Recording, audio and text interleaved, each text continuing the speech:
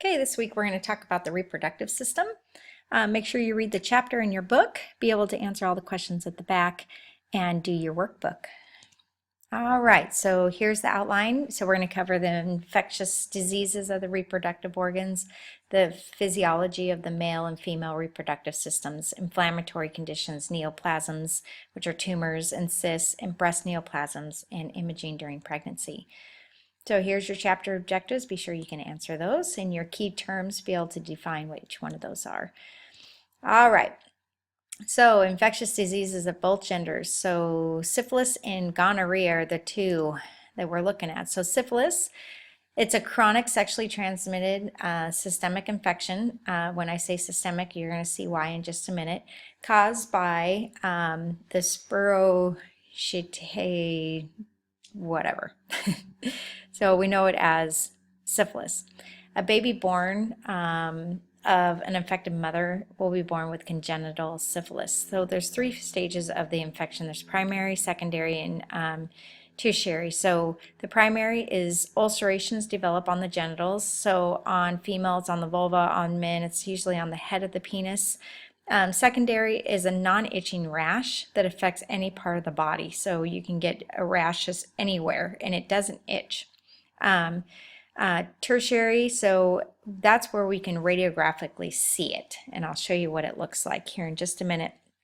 So radiographically, there's cardiovascular syphilis, and this is when we say systemic. So cardiovascular syphilis, it attacks the ascending aorta. So it looks like there is an aneurysm. So there's dilation of the ascending aorta. There's linear calcifications within the wall also. Skeletal syphilis is chronic osteomyelitis of the long bones and of the skull. So typically, you don't get osteomyelitis of the long bones unless there's some kind of fracture or puncture of the skin to the bone. So that's the kind of thing that we look for. There's a neuropathic disease where the bone reabsorption and total disorganization of the joints are associated with calcification and bone debris. There's the cortex, cerebral cortex, where it causes mental disorders, deafness, and blindness. So I've heard of people going blind from syphilis, blind and deaf. All right, so here is your ascending aorta. You can see the calcifications within the wall. That's what we're looking for right here. Here's your aortic knob right there and your notch down under. So you can see there's calcifications within the wall and a ballooning of the ascending aorta. So here's the skeletal chronic osteomyelitis. So as you can see, it's just eating away of the bone. And then you can see here in the joint that it's just, this is the neuropathic, and it's just eating away the joint there. All right, so gonorrhea. So it's a bacterial infection that is one of the most common and widespread venereal disease, more common in men. There's acute urethritis with conspicuous discharge of pus that develops, and it's usually asymptomatic in women, but it leads to PID, so pelvic inflammatory disease, and scarring of the fallopian tubes. So with men, there's strictures. So here is the urethra, and you can see the strictures here. And this is a little clamp that we put on the head of the penis, and we insert in a little tube so that we can do a retrograde of the urethra. And you can see these strictures, and we'll just balloon those open so that they can urinate. All right, so physiology and disease of the male reproductive. So here is the anatomy, just in case you forgot what all the anatomy is. The major function of the male reproductive system is a formation of sperm called spermatogenesis. Usually begins around 13 years old, and the testes produce the sperm. The sperm mature in the epididymis. So we're going to look at benign prostate hyperplasia, carcinoma of the prostate, undescended testes, and testicular torsion and epididymitis, and testicular tumors. So benign prostate hyperplasia, BPH, is enlargement of the prostate gland. It's more often in men over the age of 60. So you can see the bladder here, the prostate here with the bladder that's displaced superiorly due to the huge prostate there. Prostate cancer is the second most common malignancy in men. It rarely occurs before the age of 50, but the incidence increases by 40% with advancing age. So it may be slow growing and asymptomatic for long periods of time, and at times it can be very aggressive and metastasize quickly. So as you can see from the prostate hyperplasia, you can see how nice and round and uniform the border is compared to here. You can see it's kind of chewy, what I call chewy gooey. So this is an irregular border. There's calcifications within it. Those are all very bad signs. So this is the bladder here, and you can see it encroaching into the bladder. So here's the prostate here, and you can see this irregular border over here. So we're concerned about that. We've got a little cyst in there too. Oh, and a large lymph node. Yikes. Here, this is metastasis due to prostate cancer. So you can see the bladder. So this patient's had some kind of contrast study done, but then all this white within the bone and the lucency, that's all metastatic disease. Here on the L spine, this is usually where we see it. You can see this is all tumor here in the bone. So this is normal body, this is abnormal body. So you can see the tumors all over in the L spine. So this patient has pretty advanced stage, along with this patient, very advanced stage. All right, so cryptorchidism is a condition of undescended testes. It's more common in premature males. It can cause infertility, and it can be malignant, 40 times higher in the undescended testicle. So it's important that we know about it. So you can see here we have a nice full bladder, and here's your rectum. This is an undescended testicle right there. And here is a coronal T1, and this is your undescended testicle. This is all fat surrounding it. And here, this is cancer of the undescended testicle. So here, and this is a huge lymph node due to the cancer. So pretty sad case. Okay, testicular torsion. You will know this patient. They will be curled up in a ball, vomiting, and the worst pain they've ever had in their life. Definitely, you'll know when the patient has testicular torsion. It is the twisting of the gonad on its pedicle, which leads to the compromise of circulation and sudden onset of severe pain. When I say severe pain, I'm not kidding. These guys are curled up in a ball, diaphoretic, vomiting. They are a disaster, and it's acute. It just comes on all of a sudden. Doppler ultrasound and nuclear medicine are the best. Really, Doppler ultrasound is the best to diagnose. They see that there's no blood flow to that testis. It's a surgical emergency. Most of the time, they get that testicle removed. All right, here, this is normal testicle, this is not. And this is normal, and you can see there's no flow to the other testicle. There's nothing there. All right, so epididymitis is inflammation of the epididymis. We use ultrasound and nuc med to show increased flow and uptake to that area due to the inflammation. And you can see this is a nuclear medicine study, and you can see all the uptake of the isotope in the epididymis. So testicular tumors are the most common neoplasm in men between 20 and 35 years of age. Almost all testicular tumors are malignant. They tend to metastasize to the lymphatic system. There are two major types, the seminomas and the non-seminomas, so the teratomas and other germ cells. They are diagnosed via ultrasound. Here's a seminoma, you can see here, and this is a teratoma here. You can see they're irregular. All right, reproductive system of women. So here is your anatomy overview, and the ovaries produce the ova and the secretions of the female hormones. The onset of menstruation occurs usually around the age of 11 to 15. This is the beginning of the female fertility. Once a month, the ovum begins to grow and develop, matures, and migrates to the surface of the ova. Ovulation is the explosion of the ovum into the pelvic cavity. All right.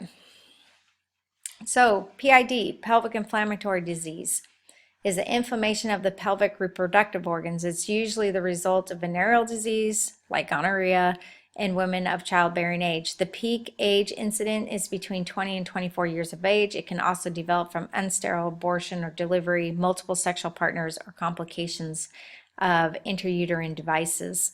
So we're going to look at cysts and tumors. So we're talking about ovarian cysts and tumors, dermoid cysts, so they're called teratomas, uterine fibroids, endometrial carcinoma, endometriosis, cervical carcinoma of the cervix.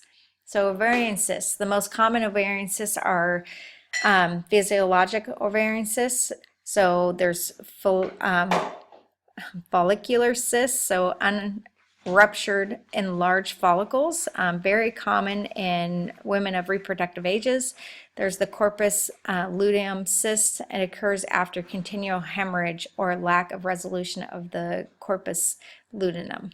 So polycystic ovarian syndrome is characterized by multiple ovarian cysts, which may interfere with the physiology of the ovary. It is considered the most common genital disorder found in young women. So it always cracks me up when women are like, oh, I have a cyst. I'm like, yeah, so does everyone else. So I try to be supportive, but seriously. All right, so here is a normal cyst right here, simple cyst. No debris in it. Here is a septated cyst or loculated cyst. It has an area, here's the bladder.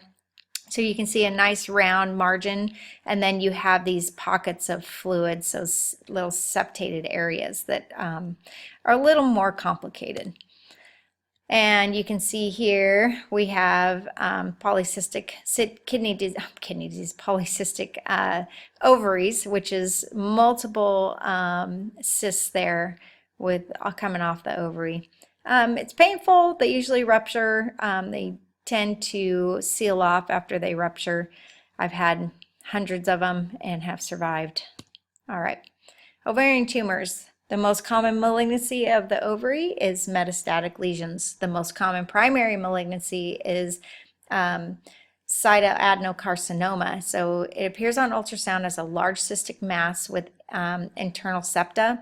It is often difficult to distinguish from a cytoadenoma, its benign counterpart. It looks pretty clear in the examples given here. A lot of times it's not as simple as this case. So the more solid and irregular the area within the mass, the more likely it's a malignant tumor. So anything that's like chewy gooey, remember those irregular borders are a concern. So here is your cytoadenocarcinoma, and you can see how irregular this border is. This is not a healthy, good border. We don't like that border. It's chewy gooey. It's terrible. Where the cytoadenocarcinoma, you can see here nice smooth margins. You have a septum here, a little separate area, but the margins are nice and clear and smooth, and that's what we want to see. So this is omentum cake, so it's metastases resulting from cytoadenocarcinoma of the ovary, so it's within the bowel, and you can just see how it's just full of tumor. The colon is just full of tumor. Very sad. All right, so dermoid cysts, so teratoma. A dermoid cyst is the most common type of germ cell tumor. It contains skin, hair, teeth, and fatty elements.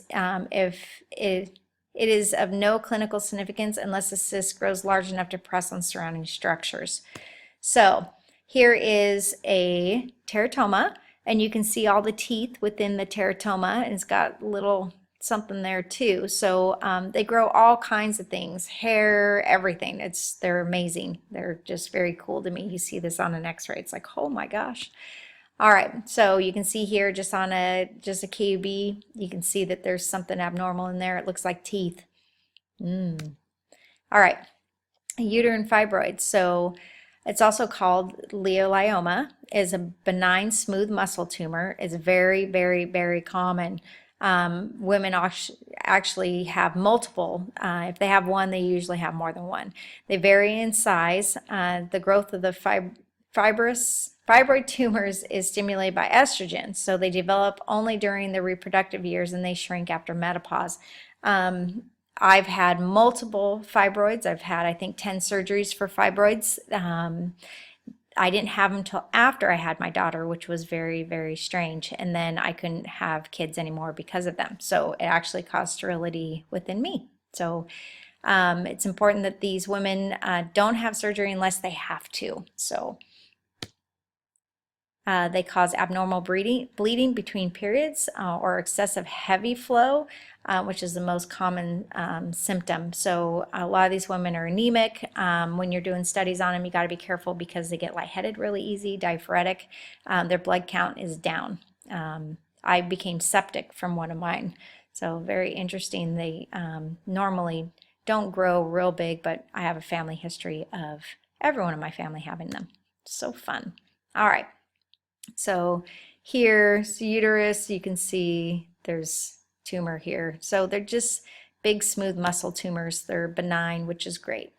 And you can see one that's calcified here. So this one's been in here for a long time. This actually could be one also, so a big one. They can grow huge. Women look pregnant when they have them. Mine got up to 9-10 centimeters. So yeah, they can grow really large. And you can see here, this is a pretty good juicy one. So here, coming around, all this, it looks like she's pregnant, but she's not. It's a fibroid. And you will see them that large.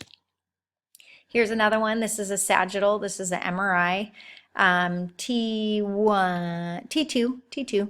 So you see the bladder's kind of bright. So coming around here, this is inside the uterus, and you can see the myometrium right here. So it's pushing on the rectum. You can see here coming down and around. So this patient's probably having a lot of backup and a lot of stool and having difficulty having a bowel movement.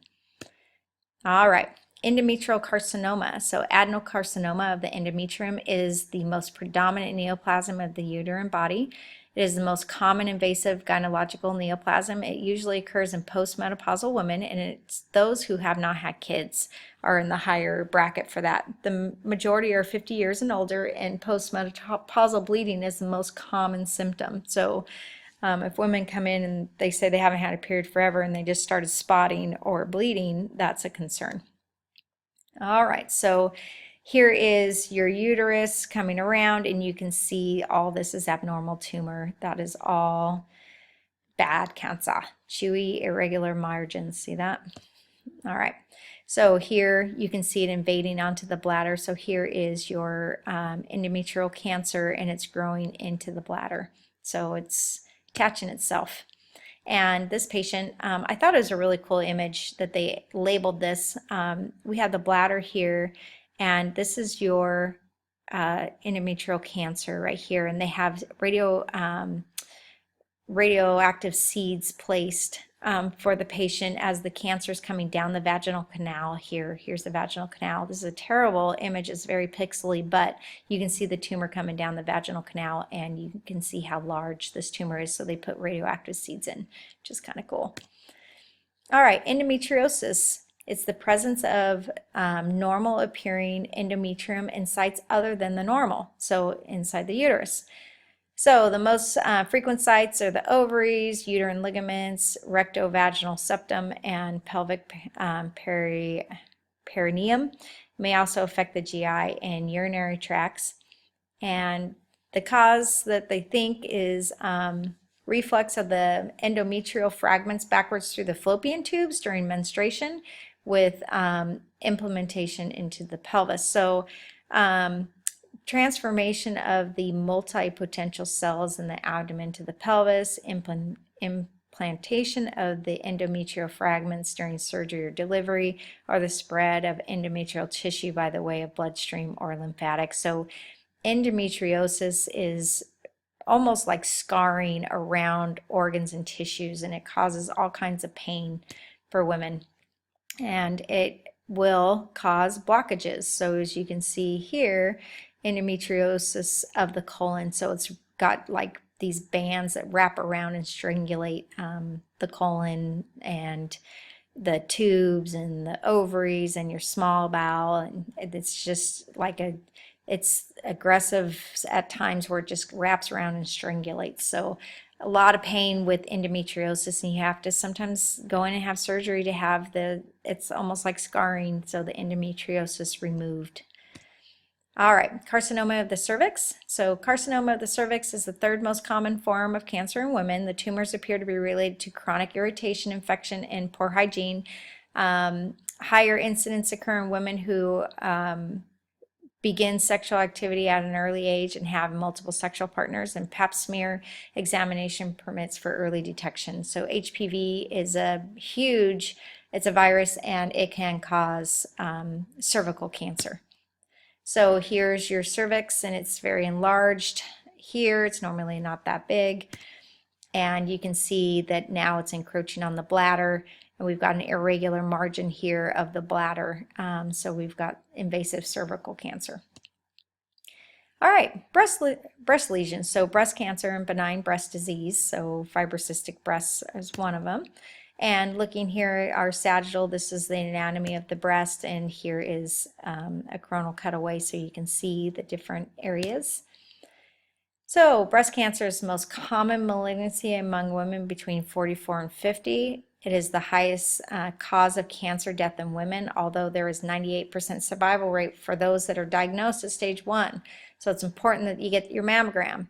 Typical malignant tumor mass has poorly defined edges with areas of distortion, irregular margins, and numerous fine linear strands or specules radiating out of the mass. And I'll show you what that looks like. So here, this is a normal breast. This is a CC, caudal cranial, and this is the right side, this is the left side, and you can see these little fine hairs coming off. So that's called speculation. We do not like speculated breasts, or masses. You can see here the speculation. So this is the tumor pulling in the breast tissue around it and eating away. And you can see the irregular margins coming around the outside. So fibrocystic disease is a common benign condition and occurs in about 20% of premenopausal women, is usually bilateral with cysts of varying size distributed throughout the breast that also contain an increased amount of fibrous tissue. Cyst size changes with menstrual cycle, as does the amount of or type of fluid within it. So a lot of women are very sensitive to having this occur, and caffeine can make the breast really tender and the cyst to change and grow. So estrogen also, so you have to be careful. Fibroadenoma is the most common benign breast tumor, is characterized by well-defined smooth margins. So well-defined and smooth margins tell us that it's usually a negative tumor. So they're round, oval, or gently lobulated in contour.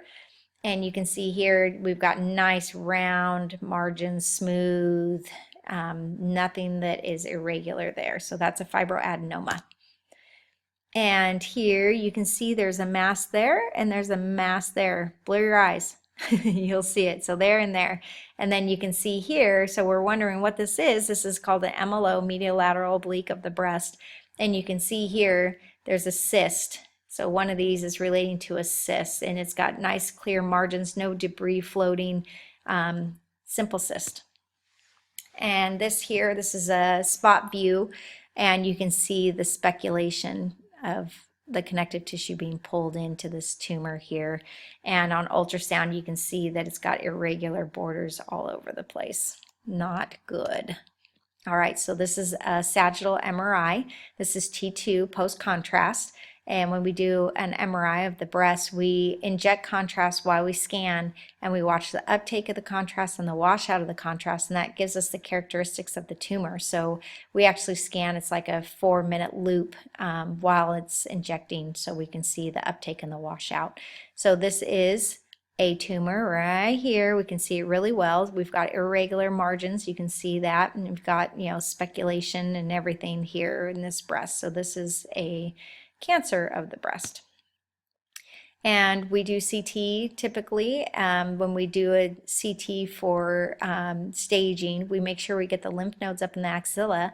Really important to see what is infected. Are the lymph nodes infected or not? So you can see all these lymph nodes here, but you don't see them on the other side. You can even see some here in the chest.